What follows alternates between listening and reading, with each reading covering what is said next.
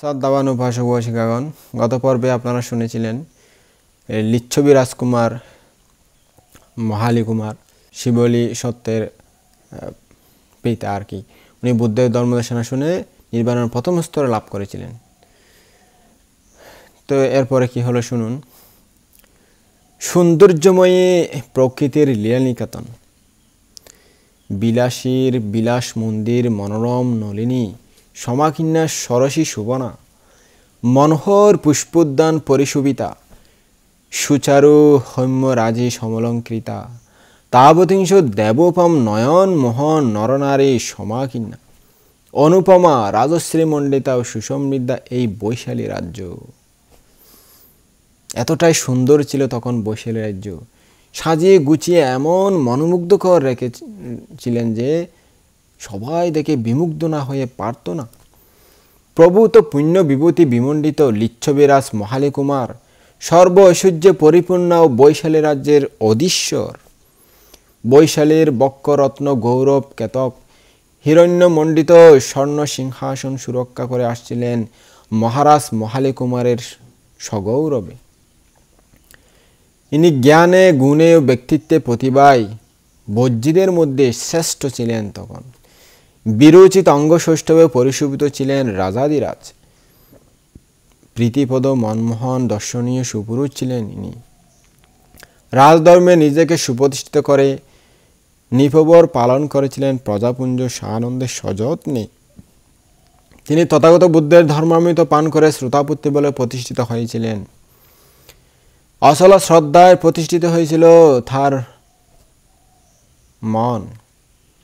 তথাগত বুদ্ধের দৃষ্টিতে যারা শ্রোতাপন্ন হন তাদের 10 প্রকার সংযোজনের মধ্যে আত্মদৃষ্টি, সৎকায় দৃষ্টি, শিলব্রত পরামর্শ, বিচিকিৎসা, এই 3টি সংস্কার সমূলে ধ্বংস হয়ে যায়।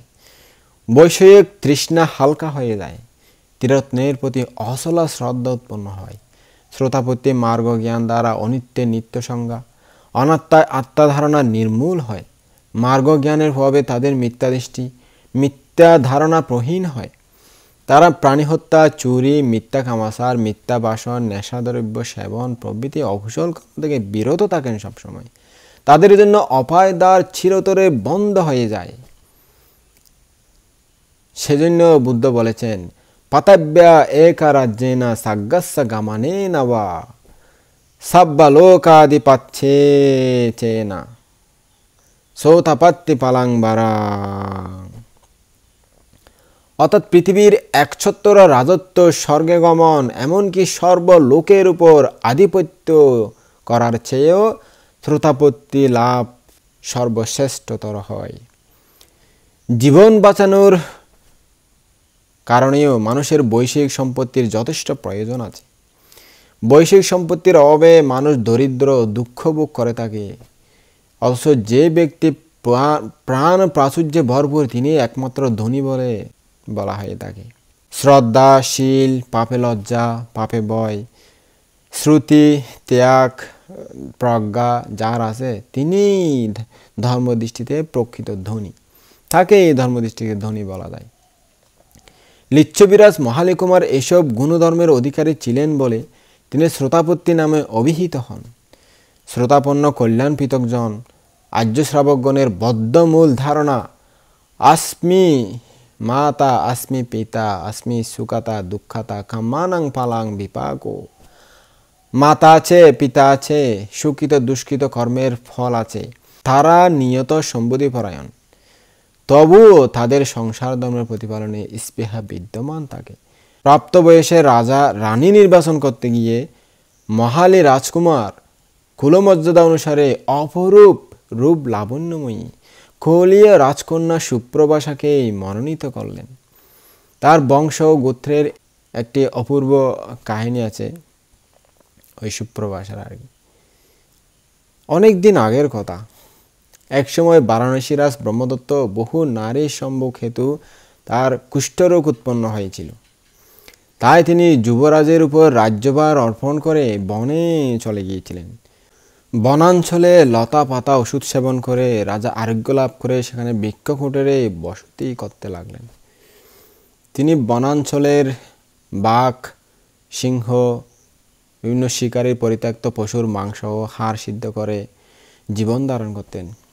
এই সময় গভীর রাতে তিনি নারী কণ্ঠের করুণ আর্তনাদ শুনে বৃক্ষকুটর হতে উচ্চস্বরে চিৎকার করতে লাগলেন। এতে বাঘ পালিয়ে গেলে বারাণসীরাজ সকালবেলায় খুঁজতে খুঁজতে গভীর অরণ্যে অঞ্চলে একটি বাঘ খনিত গর্তে দেখতে পেলেন। তিনি গর্তের মধ্যে কেউ আছে কিনা শব্দ করতে লাগলেন। গর্তের ভিতর থেকে নারীর কণ্ঠ শুনে রাজা তাকে সম্বোধন করে বললেন, কে তুমি ওখানে? রমণীর কণ্ঠে দম্নিত হলো, আমি একজন অবলা নারী। রাজা বললেন, তুমি গর্ত থেকে উপরে উঠে এসো। রমণী সংকোচে বলল, আমি জাতিচ্যুতির ভয় পাচ্ছি। বারাণসীরাজ জিজ্ঞেস করলেন, তুমি কোন জাতি? রমণী বলল, আমি ক্ষত্রিয় জাতি, রাজবংশ। গর্তের উপর থেকে রাজা উত্তর বললেন, আমিও ক্ষত্রিয় জাতি, চিন্তা নেই। রাজা পুনরায় জিজ্ঞেস করলেন, তুমি গভীর গর্তে কেন অবস্থান করতেছ? ওখানে কি করতেছ? রমণী দুরু দুরু কণ্ঠে বলল, আমার কুষ্ঠরোগ হয়েছে। আমার সংস্পর্শে এই দুষ্ট ব্যাধি অন্যদের শরীরে যাতে সংক্রমিত হতে না পারে তার জন্য আমার ভাইয়েরা আমাকে এখানে প্রচুর খাদ্য সামগ্রী দিয়ে গভীর গর্তের মুখ বন্ধ করে রেখে চলে গেছে। রাজা জিজ্ঞেস করলেন, আপাতত তোমার ভাইয়েরা এখন কোথায়? রমণী বলল, আমার ভাইয়েরা আমাকে গর্তের মধ্যে রেখে চলে গেছে। রাজা বললেন, তোমার ঘটনা খুলে বলতে পারবে কি? আসলে কি হয়েছিল তোমার জীবনে? কি হয়েছে? কি কারণে হয়েছে? এত কিছু বিস্তারিত বলো। রমণী বলল, হ্যাঁ অবশ্যই বলবো। এরপর সে বলল, অকালে আমার মা মারা গেলে আমার বাবা দ্বিতীয়বার বিয়ে করেন। তার প্রথম সন্তান হলে রাজা সন্তুষ্ট হয়ে বর দিবেন বলে প্রতিশ্রুতি দিয়েছিলেন। যথাসময়ে রানী আপন ছেলের রাজ্যাভিষেকের প্রার্থনা করেন। রাজা এতে অত্যন্ত মনঃক্ষুণ্ণ হলেন। পুত্রের প্রতি বিমাতার বিরূপ মনোভাব বুঝতে পেরে রাজা আপন ছেলেদের ডেকে বললেন, বৎসগণ, আমি বিমাতার কাছে প্রতিজ্ঞাবদ্ধ হয়েছিলাম, তোমরা আমার মৃত্যুর পর পৈতৃক রাজ্য গ্রহণ করিও। এরপর শাস্ত্র নয়নে তারা পিতার কাছ থেকে বিদায় নিয়ে কপিল মুনির আশ্রমে গিয়ে তারই অনুমোদন সাপেক্ষে নতুন নগর স্থাপন করেন। সেই নবনির্মিত নগরের নাম হলো কপিলাবস্তু। রক্ত সংমিশ্রণের ফলে আপন পবিত্রতা নষ্ট হবে এই ভয়ে আপন ভাই বোনদের মধ্যে বিবাহ সম্পর্ক হয়ে উঠেছিল। তখন তাদের মধ্যে আমি সকলের বড় বলে আমাকে মাতৃস্থানে প্রতিষ্ঠিত করে রেখেছিল তারা। সময়ের ব্যবধানে আমার কুষ্ঠরোগ উৎপন্ন হওয়ায় গর্তে জীবন ধারণের যত উপযোগী যাবতীয় খাদ্যদ্রব্য দিয়ে যায় আমাকে।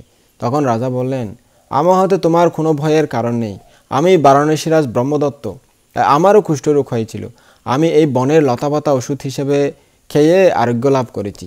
তুমি গর্ত থেকে উপরে উঠে এসো।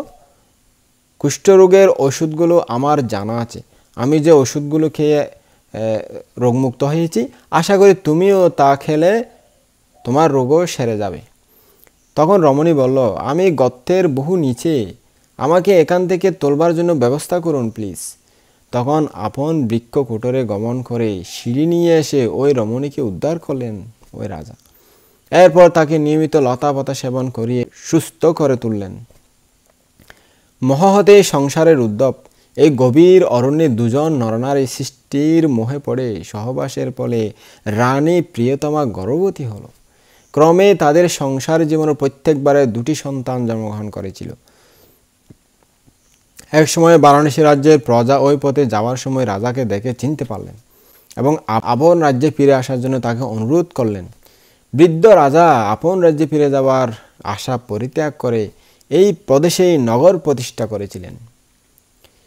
একসময় রানী প্রিয়া তার ছেলেদেরকে বললেন, বৎসগণ, কপিলাবস্তুর সাক্ষ্যগণ সম্পর্কে তোমাদের মামা হয়। তাদের মেয়েরা স্নান ঘাটে আসলে তোমরা নিজের পছন্দ মতো কন্যা নির্বাচন করে বিবাহসূত্রে আবদ্ধ হতে পারবে, কোনো সমস্যা নেই। ছেলেগণ মায়ের এরূপ আদেশ পেয়ে শাক্য ললনাগণ নদীর ঘাটে স্নান করতে আসলে নিজের পছন্দ মতো কন্যা ঠিক করে বলতেন, আমরা বারাণসীরাজ ব্রহ্মদত্তের পুত্র, রানী প্রিয়ার সন্তান, অতএব তোমরা আমাদের সঙ্গে চলো। তারা এভাবে বিবাহসূত্রে আবদ্ধ হয়েছিল। শাক্যগণ এই সংবাদ পেয়ে নীরব রইলেন, কারণ তারা আপন বড় বোনের বংশধর। এভাবে কৌলীয় বংশের উৎপত্তি হয়েছিল নাকি? শাক্য বংশ এবং কৌলীয় বংশের মধ্যে গৌতম বুদ্ধের জন্মকাল পর্যন্ত পরস্পর আত্মীয়তা সূত্রে আবদ্ধ ছিল। ইহা ছাড়া সম্যক সম্বুদ্ধের সময়কাল পর্যন্ত বজ্জীদের মধ্যে ৭,৭০৭ জন রাজা রাজত্ব করেছিলেন। তাদের মধ্যে রাজা মহালী কুমারই ছিলেন অন্যতম। তিনি জ্ঞানে গুণে ব্যক্তিত্ব প্রতিভায় প্রতিবেশীদের মধ্যে শ্রেষ্ঠ স্থান অধিকার করেছিলেন। তখন ভগবান বুদ্ধের লোকোত্তর ধর্মামৃত পান করে তিনি শ্রোতাপত্তি মার্গফল লাভ করে নির্বাণ সাক্ষাৎ করেছিলেন।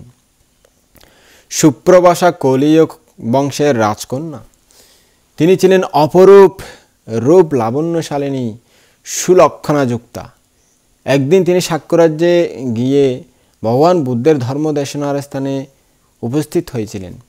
সেখানে তিনি ভগবানের অমৃতময়ী সদ্ধর্মবাণী শ্রবণ করে তার হৃদয়ে জ্বলে উঠেছিল জ্ঞানের আলোকবর্তিকা। অন্তর্দৃষ্টিতে সম্যক দর্শন করেছিলেন চার্যার্য সত্য। সদ্ধর্মে হয়েছিলেন স্নাত নিমজ্জিত। সম্প্রাপ্ত হয়েছিল বৈশারদ্য। শ্রোতাপত্তি লাভে হয়েছিলেন কৃতার্থ। অধোগতি গমনের দ্বার হয়েছিল চিররুদ্ধ। প্রীতিরসে পূর্ণ হয়েছিল তার হৃদয় কন্দর। লিচ্ছবিরাজ মহালী কুমার কুলমর্যাদা অনুসারে প্রাপ্ত বয়সে অপরূপ রূপ লাবণ্য সম্পন্না অনিন্দ সুন্দরী কৌলীয় রাজকন্যা সুপ্রভাষার সাথে বিবাহ সূত্রে আবদ্ধ হয়েছিলেন। রানী সুপ্রভাষা সতী শিরোমণি, পতিব্রতে অদ্বিতীয়া, রূপের লক্ষ্মী, গুণে সরস্বতী যেন। কৌলীয় রাজকন্যার ললনাসুলভ মৃদু মধুর চাহনি, বাণী বিনিন্দিত কণ্ঠের প্রিয় সংভাষণ ও অনুপম আদর আপ্যায়ন লিচ্ছবিরাজের প্রাণে বিমল আনন্দ সৃষ্টি করে দিল যেন। রাজা রানী উভয়ে একে অপরের প্রতি গভীর শ্রদ্ধা সম্পন্ন। স্নেহ ভালোবাসায় ভরপুর তাদের অন্তর। দাসী যেমন মুনিবের সকল আদেশ উপদেশ অবনত শিরে প্রতিপালন করতে দ্বিধাবোধ করে না, কৌলীয় রাজকন্যা সুপ্রভাষাও লিচ্ছবিরাজ মহালের পরিপূর্ণ আনুগত্য স্বীকার করে সংসার জীবন যাপন করতে লাগলেন। সেই সংসার কিন্তু এখন আর দেখা যায় না। এখন বিয়ে হতে না হতেই একজনের উপর একজন সন্দেহ, একজনের উপর একজনের মারামারি, হানাহানি, হিংসাহিংসি, কেস মামলা মোকদ্দমায় অসার করে তোলে। একবার একটা ঘটনা দেখেছিলাম, একটা ছেলে মনে হয় আছে, তাদের ডিভোর্স হয়ে যাচ্ছে, দুজনেই অনেক বড় লোক। তো তাদের যখন আদালতে গিয়েছিল, তারা ডিভোর্স হওয়ার কেস চলতেছে, তখন ওই বলতেছে ছেলেটা কে নেবে, বাবা নেবে নাকি মা নেবে? বাবা বলতেছে না না আমি নিতে পারবো না। মা বলতেছে আমি নিতে পারবো না, আমার ছেলে না।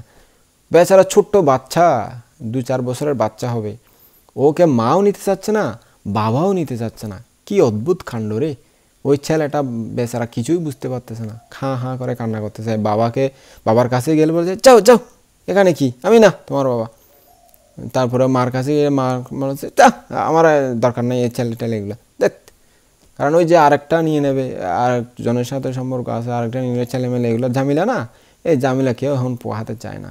সংসার ওই না ভাবার আগে একজনের জন্য একজন প্রাণ দেবে, একদম ওরে আমার পরাণ হয়ে, আমার জানো হয়ে, আমার মানু, এই কি কি বলে না, বর্তমানে বলা যায় না এগুলো। ওরকম একদম হৃদয়ের টান, তুমি আমার জান, বিয়ের পরেই হয়ে যায় তুমি আমার মরণ, তুমি আমার বোঝা, এরকম আর কি। তো কিন্তু ওই তাদের তখনকার যুগের তাদের আন্তরিকতা, ভালোবাসা ছিল পরিপূর্ণতায় ভরা। স্বামী স্ত্রীর প্রতি বিশ্বাস, স্ত্রী স্বামীর প্রতি বিশ্বাস, সেই সংসার এখন নাই। সত্য মানুষের নীতি আদর্শ হারিয়ে গেছে। ওই যে হিরি উত্তাপ্পা, দুটা জিনিস জগৎ থেকে বিলুপ্ত হয়ে গেলে ওই জগৎ একদম পাপে ভরপুর হয়ে যায়। এরকম হয়ে গেছে এখন। হিরি এবং উত্তাপ্পা এই দুইটি মানুষের মধ্যে নাই, হারিয়ে যাচ্ছে। তো তাই পৃথিবীর এই অরাজকতা, এত অস্থিরতা, এত এই অবস্থা সৃষ্টি হয়েছে, মানুষের দুঃখ দৈন্যের শেষ নাই, শুধু দুঃখ বাড়তেই আছে, বাড়তেই আছে, মানসিক শারীরিক দুঃখর কোনো সমাপ্তি দেখা যাচ্ছে না। তো এরকম। তো তাদের সংসারে সুখ ছিল, আন্তরিকতা ছিল, শান্তি ছিল, সব কিছু ছিল, সুন্দরভাবে তারা সংসার জীবনযাপন করত। সতী সাধবী সুপ্রভাষার প্রতিভক্তিতে রাজা অতিশয় সন্তুষ্ট হলেন। রাজা রানী উভয়ই ছিলেন শ্রোতাপন্না, অর্থাৎ নির্বাণের প্রথম স্তর লাভ করেছেন তারা দুজনেই। সেরকম সংসারে সুখ না থাকলে আর কোথায় থাকবে? অতএব তাদের মিলন হলো যেন মণিকাঞ্চনের মতো। একে অপরের প্রতি সহানুভূতি সম্পন্ন হয়ে সদয় ও প্রীতিপূর্ণ ব্যবহার করে তাদের সুখেই দিন চলছিল। রাতের অবসান প্রায় একদিন। বসুন্ধরাও তখনও অন্ধকারে সমাচ্ছন্ন। সূর্য উদিত হওয়ার এখনো অনেক দেরি। পাখিকুল সমূহ একবার উচ্চস্বরে কলধ্বনি করে উষার আগমন বার্তা জগৎবাসীকে জানিয়ে দিয়ে আবার যেন নীরব হয়ে যাচ্ছে। তখন রাজা রানী উভয়েই ঘুম থেকে উঠে বসলেন। সেদিন কোকিলের সেই সুতান লহরী তাদের হৃদয়কে উদ্বেলিত করে তুলল। রাজা রানী উভয়ে অন্তরে আজ কেমন এক আনন্দের জ্যোতি ভেসে উঠল। তাদের মন প্রাণ আকুল হলো। অপ্রত্যাশিত কিছু যেন পাওয়ার আকাঙ্ক্ষা করল। শয্যায় বেশিক্ষণ পড়ে থাকতে তাদের আর ইচ্ছে হলো না। শয্যা ত্যাগ করে তারা বাইরে আসলেন। এখনো একটু একটু অন্ধকার, আকাশে উঁকি মারছে দু একটা তারা। শরতের সৌম্যভাব দর্শনে দুর্যোগময়ী বর্ষা যেন অনেক আগেই লজ্জা পেয়ে পালিয়ে গেছে। ধরিত্রী আস্তে আস্তে আনন্দময়ী বেশে জেগে উঠেছে। রজনীর বিদায় প্রশান্তি জানাতে সহাস্যে সমাগত হলো উষার আলো। রাজা রানী অলিন্দে এসে দাঁড়ালেন, ব্যালকনির মতো একটা জায়গায় এসে দাঁড়ালেন। প্রভাতের স্নিগ্ধ বায়ু মৃদু মন্দ হিল্লোলে প্রবাহিত হয়ে তাদের প্রাণে আনন্দের সঞ্চার করে দিলে যেন। তখন তারা পূর্ব আকাশে দেখতে পেলেন সমস্ত পৃথিবী মনোরম সোনালী বর্ণে রঞ্জিত করে অতি উজ্জ্বল সুন্দর বৃহত্তম সোনার থালার মতো গোলাকার সোনার বরণ তরুণ তপন উদিত হচ্ছে। আজ তাদের চোখকে তা বড়ই মনোরম, বড়ই সুন্দর দেখালো। অপলক মুগ্ধ নেত্রে তারা তার প্রতি চেয়ে রইলেন অনেকক্ষণ। তা যতই উপরে উঠতে যাচ্ছে ততই বেশি দীপ্তিশালী ও পৃথিবীকে আলোকময় করে দিচ্ছে। এই সুপ্রভাতের শুভক্ষণে তাদের মনে হলো তারাও যেন আজ এরূপ জ্যোতির্ময় কিছু লাভ করবেন। দুপুর বেলা অতিক্রান্তে রাজা ও রানী প্রমথ উদ্যান বিচরণে বের হলেন। ওই যে আপনারা স্বামী স্ত্রীর হাত ধরে একটু ঘোরাঘুরি করেন না, বিনোদন করার জন্য, ওরকম আর কি। উদ্যানটি বিচিত্রভাবে সাজানো গোছানো ছিল। নানা রকম ফুলের গাছ, ফলের গাছ উদ্যানের শোভাবর্ধন করছে। সুষমা মণ্ডিত বিচিত্র কুসুম নিচয় মৃদুমন্দ বায়ু হুল্লোলে যেন নাচ করতেছে। সমতালে তাল মিলিয়ে মধুমুকুল মধুর গুঞ্জন দমনিতে মুখুর কোলে নিত্য পরায়ণ ফুলের হরণ করছে অন্তর্নিহিত মধু, গায়ে মাখছে পরাগ। সুন্দর ছোট ছোট পাখি উড়ে বসতেছে আর উঠতেছে আর মনের সুখে গান করে এদিক সেদিক ঘোরাফেরা করতেছে। এভাবে সমস্ত উদ্যানটি যখন এক অপূর্ব সুমধুর দবনিতে মুখরিত, তখন আলোক বাস্বর দিনমণি পশ্চিম দিগন্তে বিদায় সম্ভাষণ সূচক তার দীপ্তোজ্জ্বল লোহিত মণিনিব মনোরম অরুণ বরণ অন্তিম আবাটুকু পৃথিবীর বক্ষে ছড়িয়ে মিটি মিটি হাসতে হাসতে ধীরে ধীরে অস্তাচল পশ্চিমের পাশ দিয়ে যেন অন্তহিত হলো। সেই সুযোগে সন্ধ্যাদেবী তার ধূসরবর্ণ শাড়িখানা পরিহিতা হয়ে মৃদুমন্দ গতিতে কোথা হতে নেমে এসে সে স্থান অধিকার করে বসল যেন। বিহঙ্গম মধুর কুঞ্জনে সন্ধ্যাদেবীকে অভিনন্দন করল। সন্ধ্যা মালতী পুষ্পসমূহ ফুটে সবাইকে বিমোহিত করল। রাস মালতী দিক দিগন্তে তার সৌরভ দূতকে প্রেরণ করে প্রিয় সহচরীর আগমন বার্তা জানিয়ে দিল। প্রকৃতি দেবীর এরূপ আনন্দমুখর অবস্থা দেখলে মনে হয় রাজা রানীর উদ্যান ভ্রমণে সেও যেন আপন হারা হয়ে উল্লাসে মেতে উঠেছে। রাজা রানী উভয়ে সেই সন্ধ্যা প্রকৃতির সৌন্দর্য দর্শন করে বিমোহিত হলেন। প্রফুল্ল মনে উদ্যান পরিভ্রমণ করতে করতে সন্ধ্যা প্রায় অতীত হলো। সঙ্গে সঙ্গে পূর্ণিমার পূর্ণচন্দ্রের স্নিগ্ধোজ্জ্বল শুভ রশ্মির অমল ধবল মনোরম জ্যোৎস্না রাশি পৃথিবীর বিস্তৃত বক্ষ আলোকিত করে পূর্বাকাশে দেখা দিল।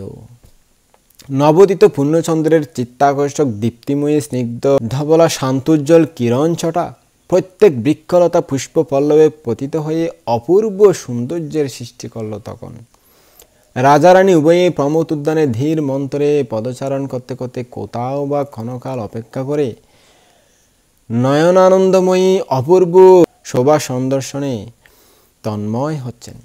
ফুলের সুবাস, মধুপের গুঞ্জন হৃদয় করল রঞ্চিত, আকুল করল প্রাণ। সুন্দর কুসুম নিচয় চয়ন করে মালা রচনা করলেন, সানন্দে তা ধারণ করলেন কণ্ঠে। তারপর তারা উদ্যানের মধ্যস্থ কোনো এক সজ্জিত আসনে পাশাপাশি বসলেন। পূর্ণিমার পূর্ণচন্দ্র উভয়ের মুখের উপর ও আভরণের উপর প্রতিভাত হয়ে অপূর্ব সৌন্দর্যের সৃষ্টি করল। রাজা রানীর মণিমুক্তাখচিত বিচিত্র বর্ণের শিরস্নান ও বহুমূল্যে হেমময় বিচিত্র অলঙ্কারের উপর সুধাংশুর দুগ্ধ ফেননিব জ্যোৎস্না রাশি নিপতিত হয়ে যেন জলমল করতেছে। এই দম্পতিকে দেখলে মনে হয় স্বয়ং ইন্দ্ররাজ ইন্দ্রাণী সুজাকে নিয়ে অমরাবতী হতে নেমে এসে যেন রাজ উদ্যানে বিশ্রাম করতেছেন। রাজা রানীর প্রগাঢ় দৃষ্টি আকর্ষণ করল পূর্ণচন্দ্র। পূর্ণ শশাঙ্কের স্নিগ্ধোজ্জ্বল ধবল জ্যোৎস্নাময় ধরাতল আলোকিত, অপূর্ব শোভা ধারণ করছে চন্দ্রিকা বিদ্যুৎ ধরাতল। ওহো, কি সুন্দর, কি সুগদা জ্যোৎস্নাময়ী সময়! প্রকৃতির মনোমোহিনী শোভা রাজা রানীর প্রাণে জাগিয়ে তুলল পুলক শিহরণ। এই অপূর্ব দৃশ্য তারা মুগ্ধ চোখে দেখতে লাগলেন। এরপর রাজা রানী উভয়ে একে অপরের মুখপানে তাকালেন। তখন একই সাথে তাদের বাম বাহু হতে স্পন্দিত। বিস্ময়ে আনন্দে চিন্তা করলেন, ইহা তো শুভ লক্ষণ। না জানি কোন নতুন অতিথি ঘর আলোকিত করে শুভ আগমন ঘটতেছে। প্রাণ এত আকুল হচ্ছে কেন? হৃদয়ে এত আনন্দের সঞ্চার হচ্ছে কেন?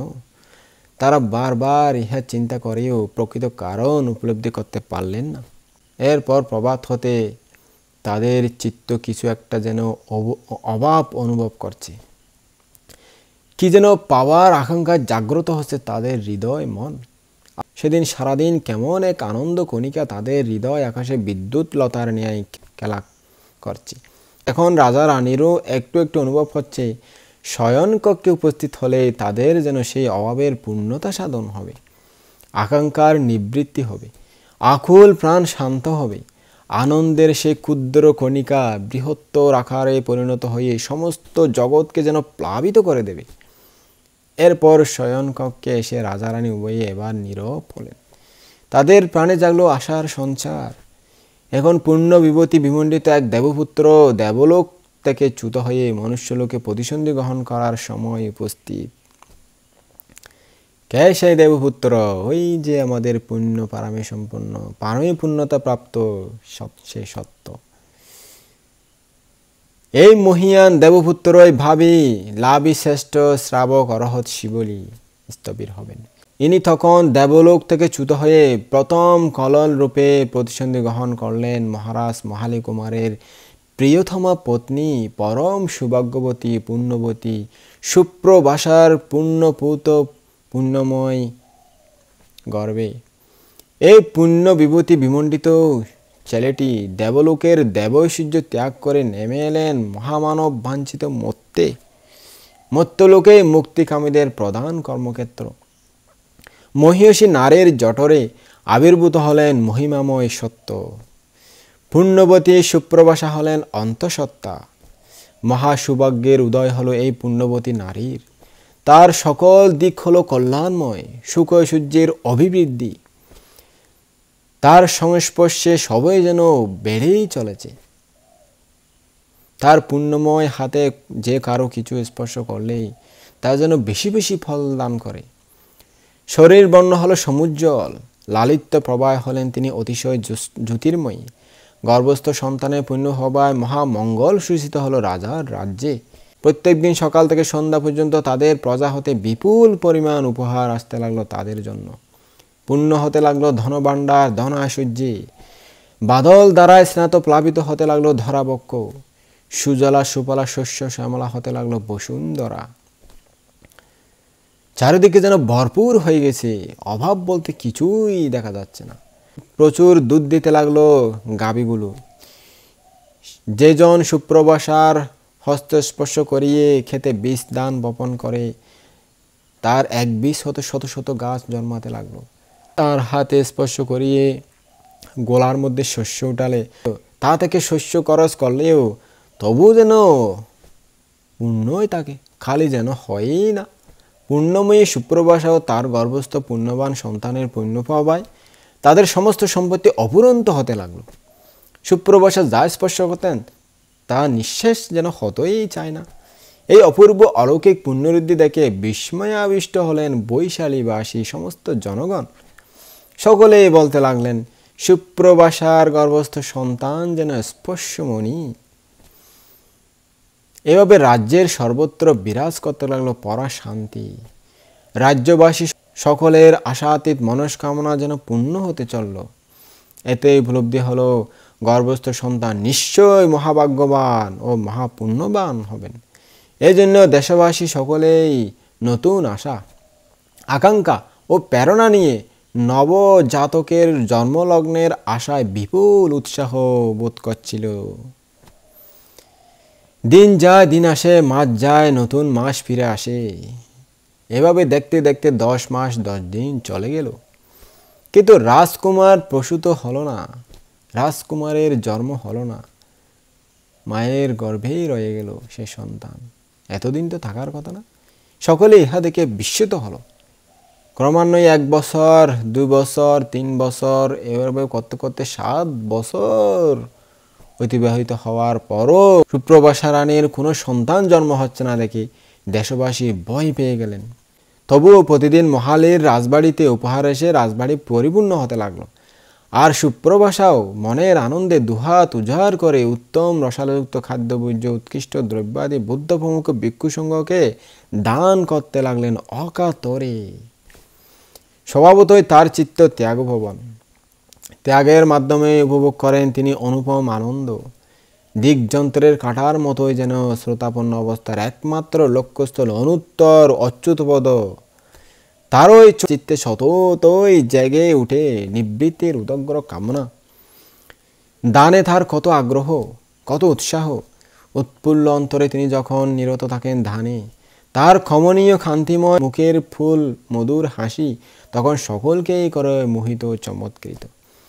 এভাবে 7 বছর 7 মাস দান কাজ চলার পর একদিন সুপ্রবাসা হঠাৎ তীব্র প্রসব বেদনায় মূর্ছিত হয়ে পড়লেন, অর্থাৎ বেহোশ হয়ে পড়লেন, আর কি অজ্ঞান হয়ে গেলেন। তার এই মূর্ছা বেহোশ ভাব ভঙ্গ হলে জ্ঞান ফিরে আসলে এতই অসহনীয় যন্ত্রণা ভোগ করতে লাগলো যে যদি মার্গলাভী না হয়ে সাধারণ রমণী হতো তবে বুদ্ধের প্রতি সন্দিহান হওয়াও অসম্ভব হতো না। তখন দুঃসহ যন্ত্রণার সময়েও জ্ঞানী ব্যক্তিরা নিজের কৃত কর্মের ফল মনে করে রত্নত্রয়ে অটল শ্রদ্ধাসম্পন্ন থাকেন। তাদের শ্রদ্ধা কোনোদিন কমে যায় না এবং পাপফল ভোগের পর পুণ্যের সুখময় ফল লাভের জন্য আশান্বিত থাকেন। সুপ্রবাসাও নিদারুণ যন্ত্রণার মধ্যে পড়েও রত্নত্রয়ে ত্রিরত্নের মহাগুণ স্মরণ করে বলতে লাগলেন, তিনি সেই ভগবান অর্হৎ সম্যক সম্বুদ্ধ। কারণ এই রকম দুঃখ থেকে মুক্তির জন্যই তিনি ধর্মদেশনা করে থাকেন। তার শ্রাবক সঙ্গই সুপ্রতিপন্ন, কারণ তারাই এরকম দুঃখ নিবৃত্তির জন্য সম্যক মার্গে বিচরণ করেন। আর নির্বাণই পরম সুখকর, কারণ তা লাভ করলে আর এরকম দুঃখ যন্ত্রণা ভোগ করতে হয় না। অনন্তর সুপ্রভাষা জীবনের আশা পরিত্যাগ করে স্বামীকে ডেকে বললেন, ওগো, আমি যে আর প্রসব বেদনা সহ্য করতে পারছি না। আমার মৃত্যু মনে হয় আসন্ন। এত দীর্ঘদিন পরেও সন্তান হয় না, এ কি অদ্ভুত ব্যাপার। আপনি ভগবানের কাছে যান এবং আমার হয়ে আমি বন্দনা করছি বলে অবনত শিরে ভগবানের পায়ে বন্দনা করুন এবং দুঃখ যন্ত্রণার লাঘবের জন্য আশীর্বাদ প্রার্থনা করুন বুদ্ধের কাছ থেকে। তিনি বুদ্ধ তথাগত, তিনি অরহত, তার চরণ তলে নমি শত শত। লিচ্ছবিরাজ মহালী কুমার রানীর এই আকুল আহ্বানে সাড়া দিয়ে শ্রাবস্তীর জেতবনে গমন করলেন। তিনি তথাগতের নিকট উপস্থিত হয়ে তাকে বন্দনা করে একপাশে বসে সুপ্রভাষার গর্ভযন্ত্রণার কথা নিবেদন করে বললেন, ভান্তে ভগবান, কৌলীয় রাজকন্যা সুপ্রভাষা এখন 7 বছর 7 মাস গর্ভধারণ করে 7 দিন পর্যন্ত নিদারুণ গর্ভযন্ত্রণা ভোগ করতেছেন। সে এখন গর্ভযন্ত্রণায় বিষম অস্থির, আপন জীবন সম্পর্কে নিরাশ হয়েছে। সে আশা ছেড়ে দিয়েছে সে যে বাঁচবে। তবু বুদ্ধ আদি ত্রিরত্নের গুণ স্মরণ করছেন। একান্তই সেই ভগবান অর্হৎ সম্যক সম্বুদ্ধ, যিনি এরকম দুঃখ পরিত্যাগের জন্য ধর্মদেশনা করেছেন। একান্তই ভগবানের শিষ্য ভিক্ষুসঙ্গ সুপথগামী, যারা এরকম দুঃখ মুক্তির জন্য ধর্মাচরণ করছেন এবং সেই নির্বাণ একান্তই সুখময়, যাতে এই পর্যায়ের কোনো প্রকার দুঃখ নেই সেখানে। ভগবান সুপ্রভাষার প্রেরিত লিচ্ছবিরাজ মহালী কুমারের প্রার্থনা শুনে নির্বিঘ্নে সন্তান প্রসবের জন্য কৌলীয় রাজকন্যার প্রতি আশীর্বাদ প্রদান করলেন। বললেন, কৌলীয় রাজকন্যা সুপ্রভাষা সুখী ও নিরাময় হোক এবং নিরোগ হয়ে সুন্দরভাবে পুত্র সন্তান প্রসব করুক, এই বলে আশীর্বাদ দিন। মহাকারণিক তথাগত শ্রাবস্তীতে একথা বলে আশীর্বাদ করা মাত্রই ওই দিকে বৈশালীতে সুপ্রভাষার গর্ভযন্ত্রণা থেমে গেল।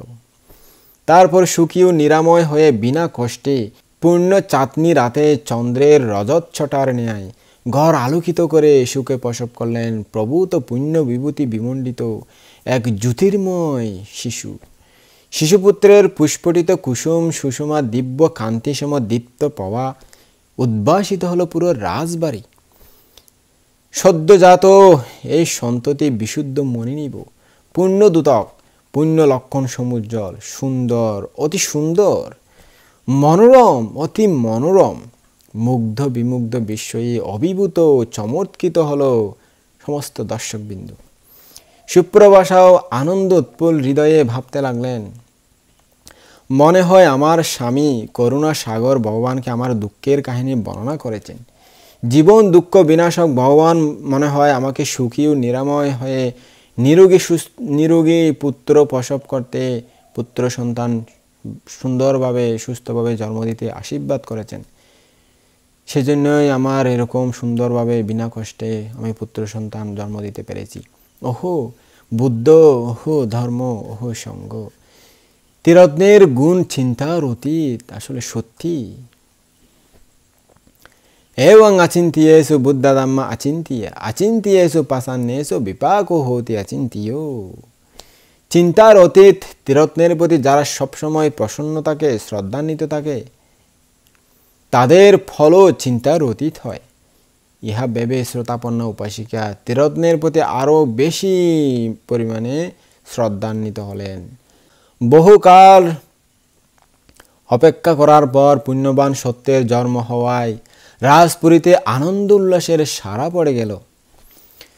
অন্তঃপুরবাসীদের আনন্দ কল্লোল, মুহুর্মুহ হুলুধ্বনি আকাশ পাতাল ভেদ করে সুমধুর শঙ্খধ্বনি ও কাঁসা ঘণ্টার নানারকম মাঙ্গলিক বাদ্যযন্ত্রের দিক দিগন্ত প্রকম্পিত হয়ে উঠল। বৈশালীর ঘরে ঘরে আনন্দ স্রোত প্রবাহিত হল। কুশির পীযূষ তারা বহন করে নেমে এলো যেন অমরাপুরী থেকে মত্তদামে।